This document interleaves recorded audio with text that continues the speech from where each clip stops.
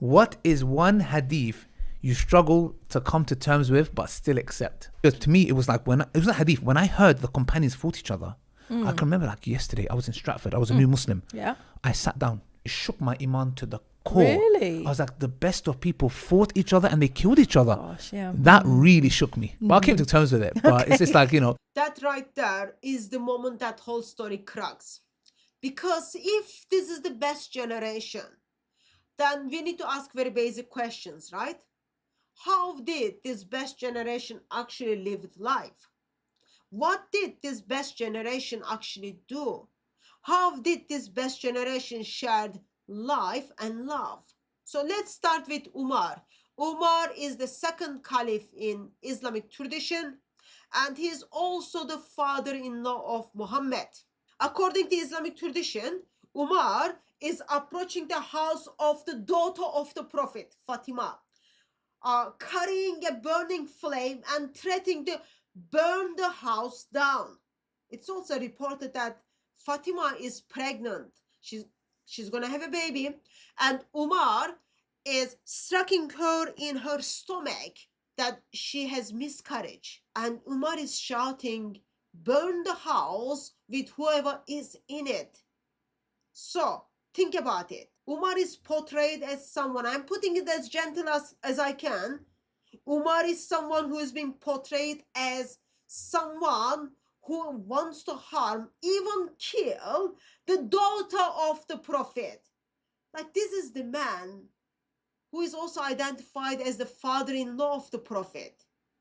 Think about it. Is described as intending to burn the daughter of the Prophet and her family. One Muslim is going against Muslim. One member of the Prophet's family going against other member of the Prophet's family. Father-in-law versus daughter. Think about it. We are not looking at this peaceful, so-called best generation.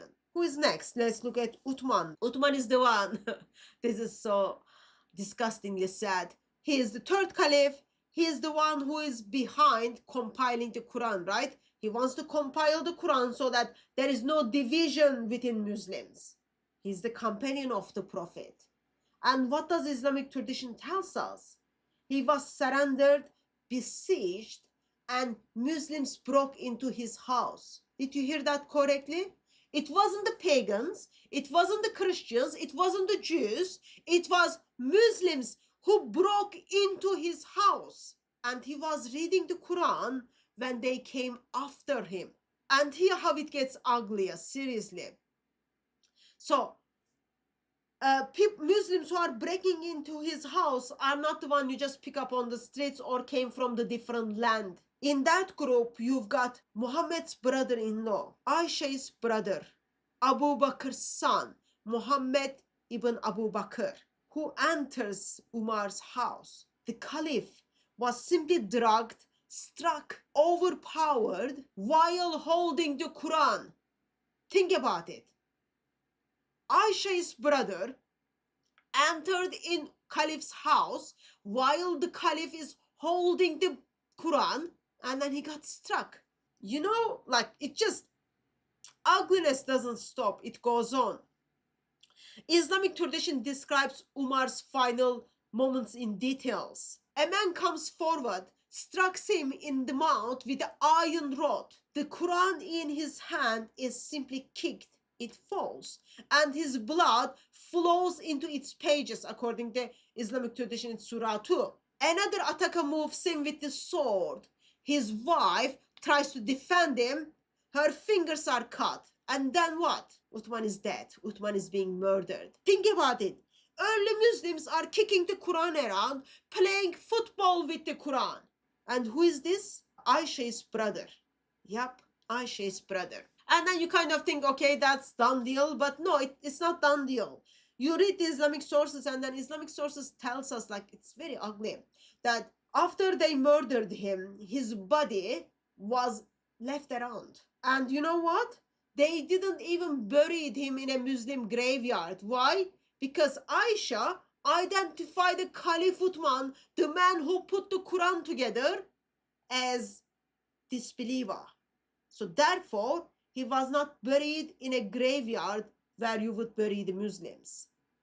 So, the best generation killed their own caliph.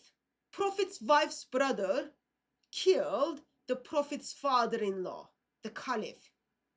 And he did that while he was reading the Quran. These Muslims, early Muslims, had like no respect the Quran at all. It just like strikes me like you play football with the Quran. You don't even wait your caliph to stop reading the Quran before you murder him and then put the Quran in high spot or something. You just like murdered him, kick the Quran around, get on with the life. Who is next? We did Umar, we did Uthman, and then Aisha, child wife of the Prophet, right? She leads an army against who? Against Ali, Muhammad's son-in-law. This becomes known as the Battle of Camel. So let that sink in, okay? The Prophet's wife, child wife, marching to war against Prophet's cousin and Prophet's son-in-law. What is the result? Thousands of Muslims are dead. Muslims are being murdered by other Muslims. Companions are killing one another. Sahabais are being murdered. Just think about it. Aisha, the child bride of the Prophet, she wasn't child anymore. What she did when she was adult? She murdered Muslims. And she didn't even, think about it, she didn't even want to be buried with Muhammad. Instead, she was buried with her brothers. What does this tell you about Aisha's love towards Muhammad? What does it tell you about Muhammad's child bride? How much she loved Muhammad? Or, very basic question, what does it tell you about the unity within Muslims, right? Well, I'll tell you something. This is not unity at all. This is simply civil war, right? You kind of think, okay, two caliphs are being murdered. There is a fight between like another caliph and the Muhammad's wife. And then you just kind of, okay, that must be end. Like, it's finished, right? No. It still went on. Muslims are murdering other Muslims. So, what we have? Battle of Siffin, right? Ali versus Muawiyah. So, Muslim versus Muslim. Companion versus companion. Reports describe this as massive bloodshed. Tens of thousands are being said to be murdered. And this is the best generation. What is best generation is doing? They are simply slaughtering each other. Muslims are slaughtering other Muslims. You know what? It doesn't stop there. It just gets like bloodier and bloodier and bloodier. So Ali, fourth caliph, right? Muhammad's cousin, Muhammad's son-in-law. What happened to him? He's assassinated. Struck in the mosque during the Ramadan. What is Ramadan? Muslims tells us, oh, that's one of the holiest months of the Islamic calendar, right? They murdered Ali while he was in the mosque praying. Like not much different than Uthman, right? A leader of Muslims attacked in secret moment, in a secret location. So what we have? A caliph is being murdered while reading the Quran, and another caliph is being murdered while praying. Did you see the pattern here? So much respect to the reading the Quran, so much respect to the mosque, secret place, so much respect during the Ramadan, right? This is the pattern. Blood and blood and blood. Islam is very bloodthirsty ideology. And then you just like, okay, please stop there. No, it doesn't stop. Why? Because Ali has sons, right? Muhammad has grandsons, Hassan and Hussein. Remember the one like Muhammad sucks the tongue of these kids? So Hassan is being reported, Muhammad's grandson, one of them is being reported as being poisoned by another Muslim. And then that's not enough. You've got Battle of Karbala. Hussein, Ali's son, Muhammad's grandson, is surrendered, heads chopped off and killed among with his small group, right? By an army claiming to be Muslim. So now, the Prophet's own grandson massacred. Did you pick that up? Muslims murdered Prophet's own grandsons. This is just like, as I said, very bloody, right? And this is like the so-called best generation. The problem is Sunni Muslims says that the Sahabas are the best generation. They are righteous, and many of those individuals are being promised paradise. But look what we just saw. They fought each other. They killed each other. They assassinated their own leaders. They waged civil wars. Like, think about it. They killed the Prophet's grandsons. So here's the question. Are both sides right? The killers as well as the one who got killed. The one who strikes and the one who got struck. The one who waged war or the one who dies in it. Because if they're all righteous, then what does righteousness even mean?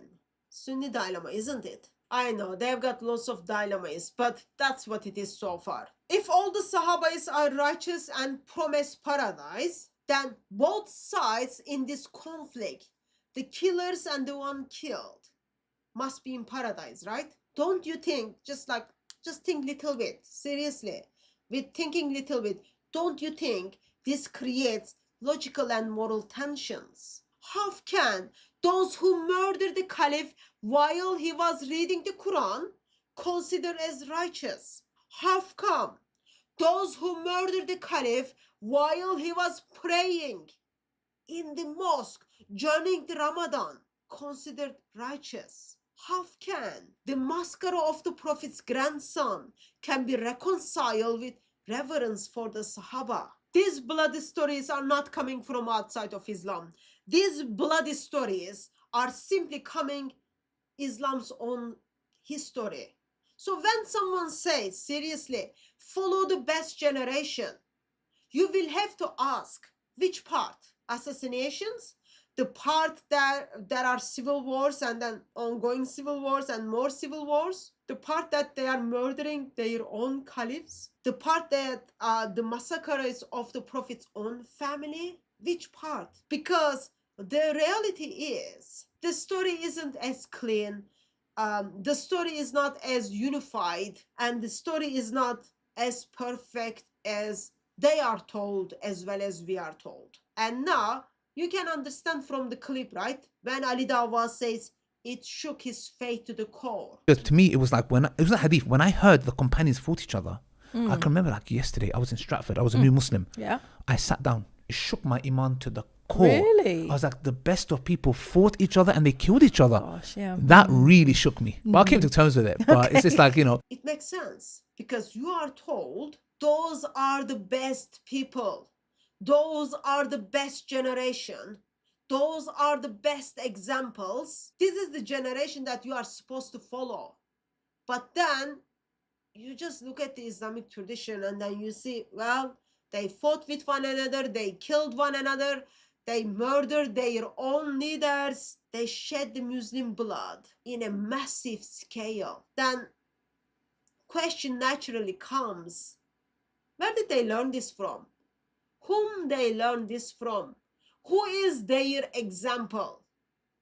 And suddenly, everything just starts connecting, right? Answer is, of course, where did they learn this from? Muhammad. Where did this come from? Muhammad. Who is their example? Muhammad. They learned all that from their Prophet Muhammad. Now, to be clear, as you are hearing Ali Dawah, you would be just like thinking, yeah, I would expect from this moment just a huge reflection, right?